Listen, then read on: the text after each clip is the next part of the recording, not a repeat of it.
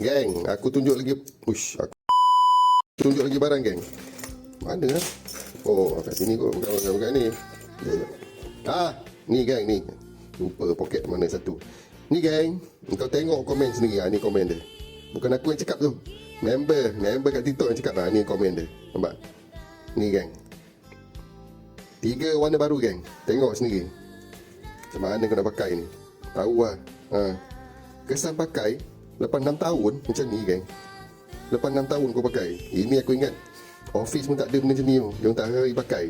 Kan? Dia tunjuk. Ini aku punya tunjuk ni, kau tengok ni. Nampak? Ujung-ujung dia macam mana? Jahitan dia macam mana? Kan? Nampak ni?